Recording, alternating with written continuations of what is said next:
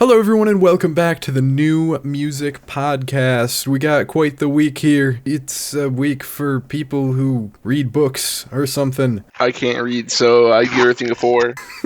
Surprise drop from Kendrick Lamar. But who's really surprised that Kendrick dropped after the summer he was having? Is anyone actually surprised? It's still surprising though. We knew it was coming. The album rollout was it on Instagram that he did the album rollout? Where it was like a snippet of a track that wasn't even on the album? Yeah, so I got the YouTube notification. Oh god, I'm looking at Instagram. He just posted a picture of the album cover, and then the caption was G and X, and then he just didn't say shit after that. Yeah, I don't know if it was on Instagram first. I think maybe that teaser dropped on YouTube at the same time, but it was like literally an hour before the album or something like that. Yeah. Just no warning. Wasn't even a Friday drop either. Well, it was technically a Friday drop because it was still Friday, but it wasn't the midnight thing that we're used to. It just came out at like 10 o'clock the next day. Yep. It's crazy. It's like, here you go. Yeah. It's really a scenario where you could have no idea a Kendrick Lamar album was coming out, take a nap, and then there's just one right in front of your face. Pretty good nap. Pretty good nap. Which is kind of what we were working with during the diss tracks. Yeah, he fucking dropped twice in one day. Yeah, you'd just be like, that's crazy. Oh, I was looking away for a second. There's another one now. Yeah, dude. But let's just get right in the meat of it, I guess.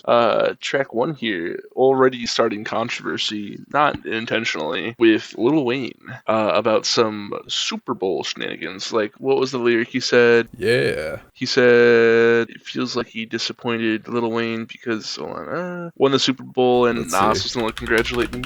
I'll find the exact quote real quick so we're on the same page. Oh yeah, there it is. Used to bump the Carter 3. I held my rollie chain proud. Irony, I think my hard work let Lil Wayne down. Yeah. That during the beat drops, that shit's hard. Yeah, definitely. I think he responded saying some shit on Twitter. He did. Yeah, I pulled the tweet actually. I should have pulled this up already. The tweet is ridiculous. I want to pull it up and read it verbatim because it's hilarious. Yeah, it's really something. Fuck, what's Lil Wayne's Twitter? I'm definitely Lil Wayne. Is it Lil Wayne Wheezy F? That looks right. I'm not on Twitter like that. He said, man, what the fuck I do? I just be chillin' and they still comb for my head. Let's not take kindness for weakness. Let's let this giant sleep, I beg you all. No one wants this destruction. Not even me, but I shall destroy if disturbed. On me, love. Yeah. So, like, let's just fucking getting right into it. Brother, calm down. It's a crazy fucking tweet. He's really on his, like, super villain monologue with that one. It's kind of crazy that caused drama. There's also the bar about Snoop Dogg on here, which was responded to. What did he say about Snoop Dogg again? Said, Snoop posted Taylor made, I prayed it was the edibles. I couldn't believe it. It was only right for me to let it go. And I believe Snoop Dogg literally did say it was the edibles. Yeah. So I don't know if you remember the context for all that. No. I don't remember the context for all that. Taylor Made was the Drake diss where he used AI, Snoop Dogg, and Tupac. Oh my god, that's right. I forgot about that. Yeah, right. And then Snoop Dogg posted reacting to it, I guess, and didn't really seem to have a big problem with it. And then Kendrick saying that he was surprised that was his reaction to it. That's crazy. Yeah, and then Snoop Dogg has a tweet that I got pulled up here that says K. New album GNX, and then a bunch of emojis, and then it said it was the edibles.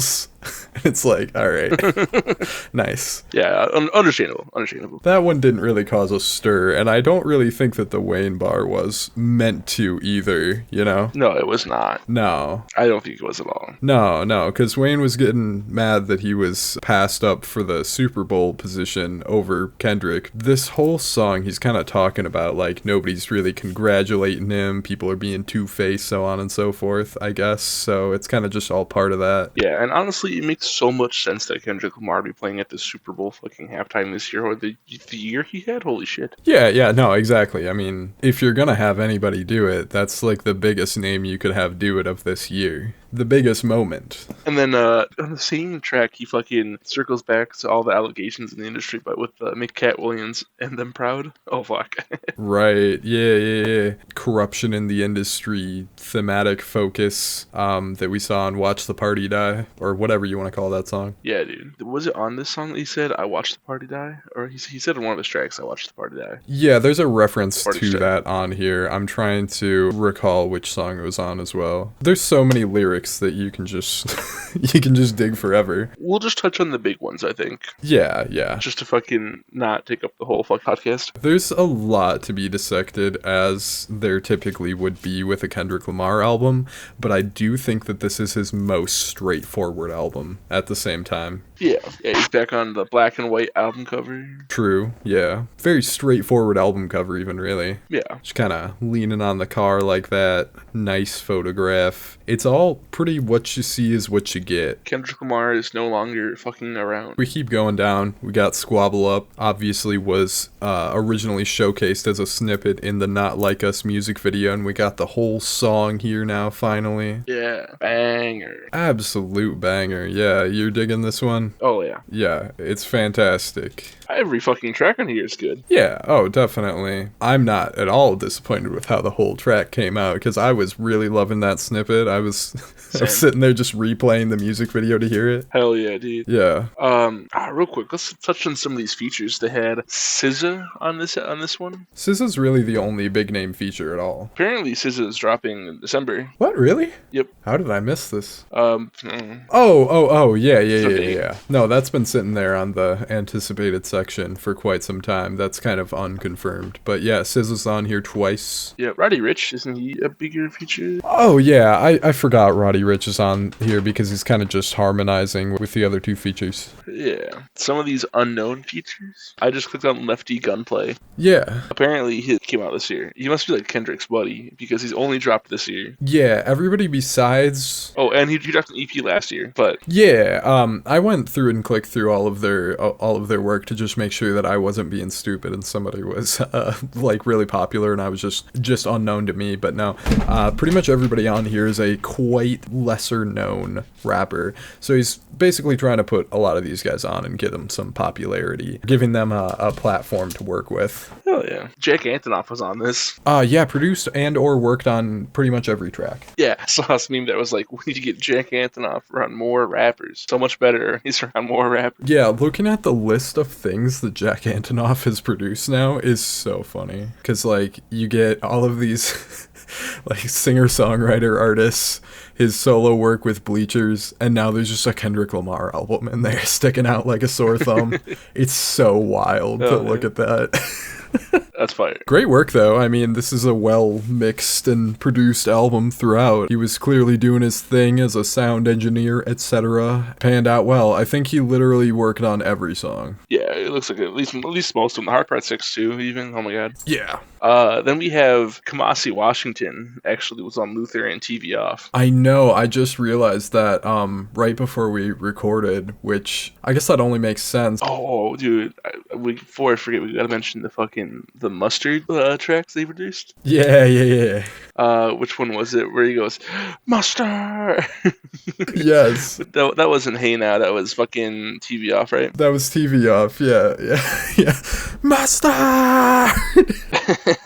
I've heard a couple other people say this already, but imagine him in the studio doing that. The visual is so funny.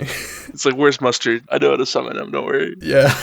I hope he uses that as a tag from this point forward. I want that to be just like a tag that he pulls out every once in a while for his beats. Would be fucking excellent. Yeah, that whole beat switch, that whole section of TV Off is insane. Like, so good. Yeah, dude. TV Off is definitely my favorite of West Coast type tracks that they're doing on here again. 2 tracks produced by Mustard on here, that one and Hey Now, and those kind of fit in with Squabble Up in the title track as well to kind of be that same thing Not Like Us was. Hell yeah. A funny little thing I picked up on. Drake had the line on Push-Ups. I want to get it verbatim. On Push-Ups, Drake said, "You ain't in no big 3. SZA got you wiped down. Travis got you wiped down. Savage got you wiped down," right? Then Kendrick has SZA on not 1 but 2 tracks on here.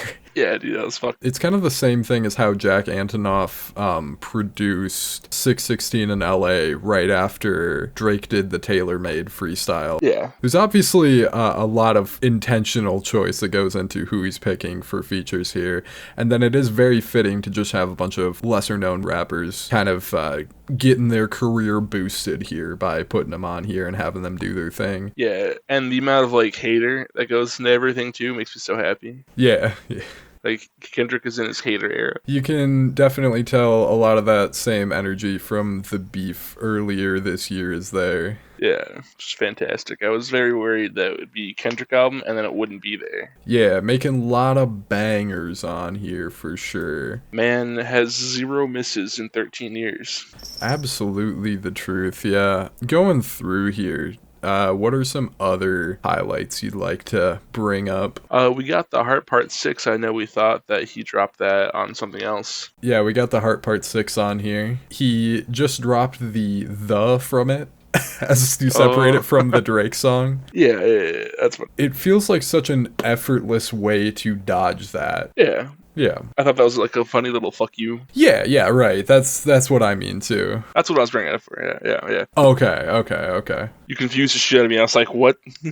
But yeah, quite the good song though. Hell yeah, dude. The beat on that is fucking heavenly. That might be my favorite track on the album. It's really hard to say. It's hard for me to pick a favorite. And then I know we were talking about Gloria before. It's awesome. Honestly, that is my favorite closer he's done, and that's a pretty controversial take, I think. Really? Yeah.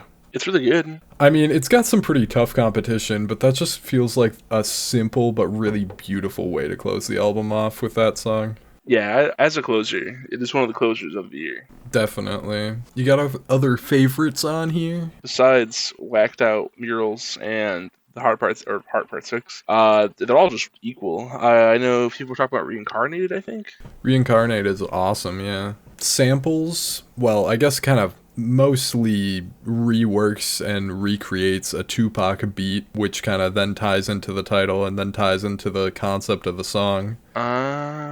Did you see that it was a Tupac beat? I really recently found that out. No, I didn't. Basically remasters a Tupac beat. It's very similar to the original one, and then talks about reincarnation in the way that he does all throughout the song. Just the way that he's rapping, though, too, you know? Yeah. Yeah, has a delivery somewhat similar to Tupac on that song, so it's clearly a tribute in that way. And then how he's worked Tupac into his music in the past before, too, on To Pimp a Butterfly. And then the moment where he's, like, speaking with God, basically, at the end there, also reminded me of To Pimp a Butterfly, obviously. Kind of a big callback to that. And I think I said everything I have to say. Heart Part 6 favorite, fucking Beef. Unknown rappers. Jack Antonoff. Where do you think it ranks up among the other 5 albums? So I've thought about this a little bit. I definitely don't think it goes past Good Kid, Mad City or To Pimp a Butterfly, but those are kind of untouchable albums. But then you could put it at that second tier right alongside like Damn and Mr. Morale. Yeah, I think it's definitely on par. Yeah, I think so. Oh yeah. Is that about where you would put it? I'm not sure where among those 3. If we did a tier list, for example, it'd go S tier is To Pimp a Butterfly and Good Kid, Mad City. A tier would be like GNX, Mr. Morale, and then like B tier would be like Damn and Section 80. Yeah. Lowest score on any of these albums is an 8 out of 10. Yeah, right. It is kind of hard to rank his albums because it's just like, well, it's Section 8 out of 10. That's what it's called. Section 8 out of 10, yeah. Yeah, I mean, I think the consensus is just kind of usually on point with his albums. Yeah, I'm looking at it right now. You know what? Yeah. It's all really great, and some of it just is a little bit greater than the rest of it. It's more greater. Some of it's perfect. Yeah. Kind of hard to argue against To Pimp a Butterfly being a perfect album. Impossible to. Really. I'll let you try him, Good Kid, Mad City. You can try, sure. If you want. I have a 100 in both those albums, though. Me too. Then, to make a comparison, what do you got on this one? I have a 9 out of 10. 90. I have a 91. And originally, I had the same score as you. Oh, you know what? I'm a 91 right now. Fuck it. We're the same score. All right. Fuck it. We're both at 91. I don't want to do it 90.5%. 91. 91. Fuck yeah, dude. No, we only have 2 albums this week because we didn't want to neglect 3 albums. We decided to neglect Father John Misty. Yeah, it's been a busy week in both of our lives here. So, and then just having Kendrick drop out of nowhere. Been a wild one. So we got 2 albums to work with. Mahashmashana. Yep, that's the album name, right?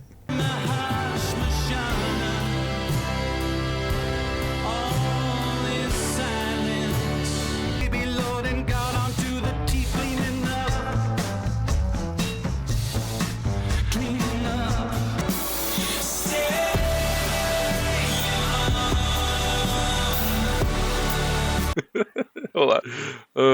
Well, according to Father John Misty, yes it is. But let me scroll up to the fucking lyric. Mahashmashana. Machinima. So yeah, Machinima by Father John Misty. Josh Tillman, the man himself, coming back at us. Yes, sir. You know, I'm fucking big dumb. I never realized his name was Josh Tillman. I was like, oh, I talked about this Josh Tillman character quite a bit. Yeah, yep, same guy. Because I was just going to say, he mentioned himself. Okay, well, he mentioned himself in another song, which is funny. Oh, yeah. We got, in Josh Tillman and the Accidental Dose. But let's not get too far ahead of ourselves. Let's first talk about the title track, which is track 1. 9 minutes. What did you think of that one? Is it really that long? 9 minutes, 19 seconds. It feels like a 2-minute song. Yeah, it feels like one of the shorter ones here somehow. It's because it's a perfect song, and my favorite on the album. It's not my favorite on the album. I like it a lot, though. It's very good. Hell yeah. Beautiful instrumentation. It's kind of what I would expect from him, but an even better version. From our buddy Josh. Yeah. I've definitely listened to Pure Comedy and I Love You, Honey Bear quite a bit. However, I'm mostly unfamiliar with the rest. Oh, really? Fear Fun was the one you got me into this. Oh, yeah. We listened to Fear Fun together a couple of times, I think. And then I never stopped listening to Fear Fun for like a year. Oh. And then the next year, it was fucking I Love You, Honey Bear, mixed with God Favorites Customer and Pure Comedy. But mostly, I Love You, Honey Bear is my favorite. Pure Comedy's always been my favorite of his work. And then I Love You, Honey Bear is just like a close second for me. And the rest is like, I think I've heard that. I heard God Favorites Customer because it just come out when you told me, like, hey, look, this guy just dropped a new album. Oh, yeah, that's right. That's right. Here's his old stuff. I was like, all right. True. Did you, end up listening to Chloe and the Next 20th Century? I didn't like it too much. I don't really remember it. I never really got around to it, but people are liking this a lot more. So it seems like he's kind of taking it back to his basics with a lot of this, and maybe that one was something different. Yeah, this sounds a lot like I Love You, Honey Bear to me. Yeah, Pure Comedy as well, depending on the song. The second song is a Beatles song. Oh, you could kind of call it that. Got that funky, groovy thing about it. Yeah. Yeah. And just the way the lyrics are. Like the vocals, I mean, not the lyrics. Oh, yeah, okay. Could see where you're getting that. It's a very straightforward rock song, which kind of came out of nowhere. And then it goes right back into business as usual. Longer than you'd expect, I guess, for a kind of regular rock song, and definitely more conceptual. Oh, dude, the third track sounds like that like singer-songwriter from the 80s. It just sounds like all those songs about boats and shit. About boats? Yeah. You've had a dad, right? Sometimes. Sometimes, yeah, same. It's a very much like a dad song. It reminds me of. I can just hear a lot of inspiration. That's what you're saying about Josh Tillman and the Accidental Dose? Yeah. I would say that about She Cleans Up for sure, but something about that third track is kind of trippy. No. There's a certain style of like late 70s, early 80s, and even a little bit of the 90s of like, I don't know if singer-songwriter is the right word, but just like white guy with guitar music that went on like that line. More in like the psychedelic era, technically, but... I see. Okay. Sonically, this whole album is callbacks, and it makes me happy. Yeah. I could totally see where you're coming from with that. He even curses a couple times on the album. It's crazy. Whoa.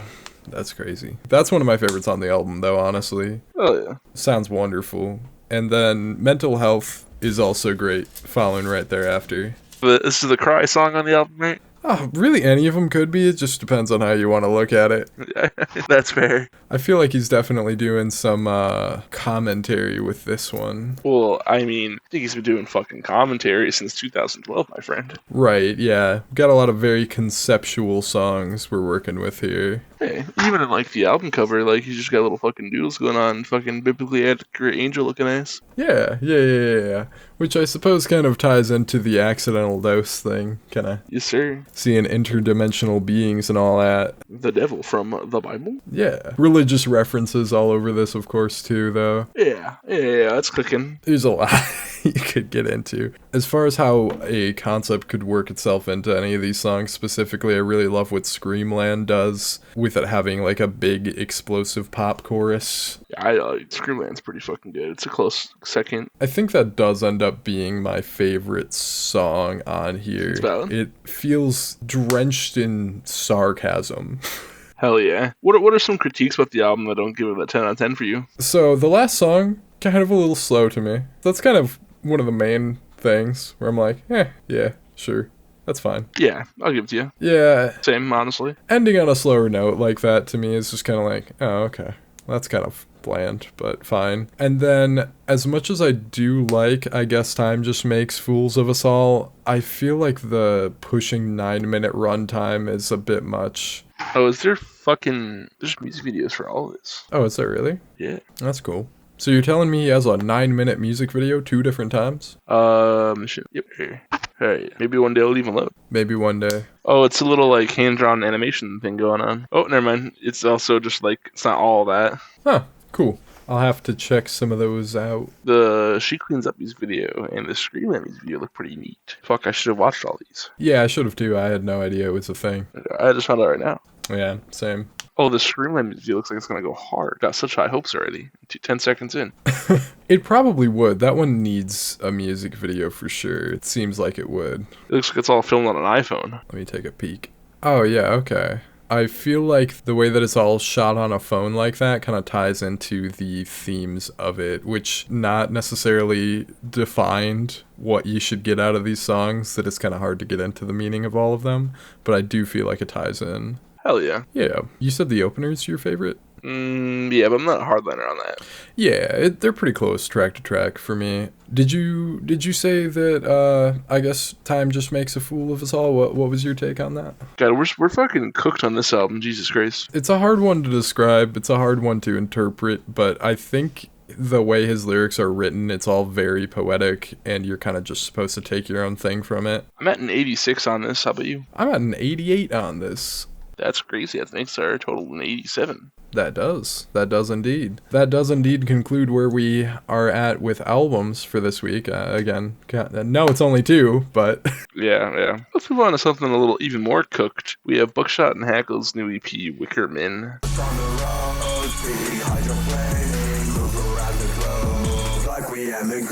What's going on here? What's all this about? They really pulled a fast one on us by doing that really good Cemetery Ghost Mountain song. Yeah, they really did. This was mid. At best. I guess I'm firmly mid on it. Guess. Yeah, this feels very stuck in the Butcher House kind of era. Yeah. Which I guess I don't really know what I expected from Hackle at this point. That's kind of everything he's done. Hackle and Buckshot? Buckshot doing this is not living up to his potential by any means, based on what was showcased on Burning Barn. He's wearing the same black Tree jacket that I see fucking Cemetery wear in the early days. Yeah. It's literally, like, go to the cover of Rainbow Bridge 1, and then go to the cover of this, and then it's the same fucking jacket, I swear to God. Oh, I mean, it probably is, yeah. That's really funny. It might literally be the same jacket. They might have just borrowed it. Had him wear it for the cover. That's fucked. Yeah. I don't know. Even with how promising in sound Buckshot's vocals are, I feel like the only place that it lives up to his potential is Hydroplaning, maybe. Yeah, that's the best song on here, definitely. I'd say pretty easily, yeah. The lyrics on here are terrible. Yeah, even I could tell. Like, depending on how you want to look at it, you're definitely not coming to Haunted Mound for lyrics, but there's a certain aesthetic, and it's very much a part of it. Like, you want the horror movie fucking cryptid, spooky shenanigans on their projects. It's kind of what they started on and what you would come to expect, and there's just not really any of that, despite the WICKERMEN title, and I thought that was kind of weird. Yeah, it just kind of sounded like shit the whole time. Yeah, it doesn't even really have the spooky stuff about it. It's like blown out Chief Keef music. Is this what Cemetery sounds like to people who don't like Cemetery? I don't know, I guess. Just kind of sounds like Cemetery's worst stuff. Yeah. Yeah, so, Cemetery did his King of the Graveyard EP like a year or so back, maybe 2, I can't remember exactly. And I kind of had similar thoughts on that one as I do on this one. Oh shit, yeah, they came out last year. It's just really fucking bland, working with just the formula you set up and like living up to that, kind of, sort of. It's just sad to see Buckshot come back after so long and this is all he's up to. Yeah, hopefully he's on Warboy 2 and doing good. Hopefully he's making an album someday. Oh, yeah, that too. He hasn't dropped since 2020, right? Yeah, Burning Barn. Wasn't he the first, like, one in their fucking little fucking outfit? Well, he joined at about exactly the same time as Ghost Mountain left originally. Yeah, so it was like the marking of an era. Yeah. Was Buckshot coming in, and then he pretty immediately turned around and dropped Burning Barn. Yeah, 2022 is when Burning Barn dropped. Yeah, and then he just kind of peaced out. Oh, Oscar 18 was the first one to join. Fucking Haunted Mounds, like little shenanigans. Oh, well, yeah, sure. They were at the same time, though. And I mean, Oscar just produces, so. Oscar was a year before. Oh, really? It's just a year, yeah. I don't. Okay, fine. Maybe I'm missing some lore, but whatever. Yeah, no, Buckshot joined in 2020. They have a song in 2020, that's right. Yeah. I'm remembering all the lore now. And Turnabout was like a year or two later. But either way, he's basically just done the one album, and then that's like been about it from him. Yeah. Couple of singles, Yeah. and now we've got this, and this is so underwhelming. Almost every single bar on here is just about drugs. And it's kind of like, something, guys. Something, please. Yeah.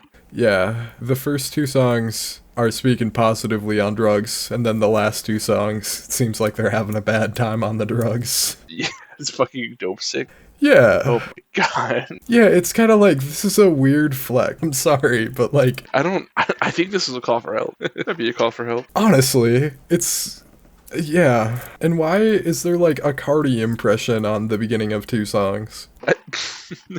Yeah, I think it's like Buckshot just doing a Cardi impression. Like in the intros. I don't know if you know what I'm talking about. Yeah, I know. They confused me greatly and lowered my score. Well, it's kind of the only thing worth talking about. Yeah. So it's kind of interesting at least. Yeah.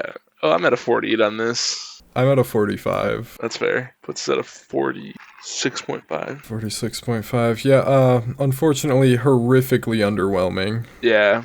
You know, it's not horrifically underwhelming. I mean, he's a couple new songs. Sticking a word I know, and I don't wanna let shit go. Yeah, he's got his .mp3 little EP for us here. Could you imagine if he tried to airdrop you this? So yeah, that'd be a good old time. Did you let him airdrop it to you? That It's got the little drum and bass beat going on in the intro with the very first song. Yeah, that one feels like it's kind of back on his hyperpop shit that he was doing with 2.0, I want to say that album was called. 2.5 2.5, that's right, yeah. is the mixtape from 2021. Seems like he's doing a different style on each of the 4 songs here, and that's definitely like the hyperpop leaning one of the bunch. Yeah. I definitely liked a little sampling of the styles and everything. Mhm. It's got a 62 on fucking album of the year. I think that's a little low. It's a little It's like, low, oh, guys. but I can't say that I'm blown away by this by any means. Like, I do want something a lot more substantial from Amine. Yeah, I think this is good. It kind of feels like,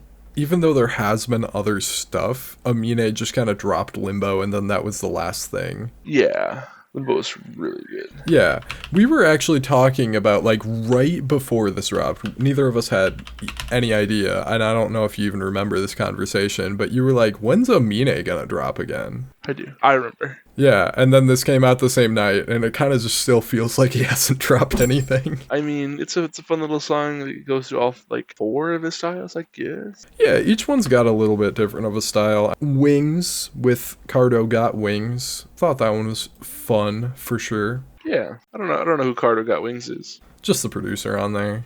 I don't know who Smino is either. Oh, you don't know Smino? No.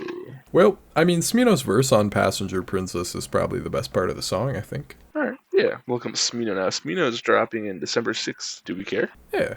Smino's pretty good. We care? Sure. Yeah, why not? I'm looking at the doc. December 6th is empty. That's because it's December.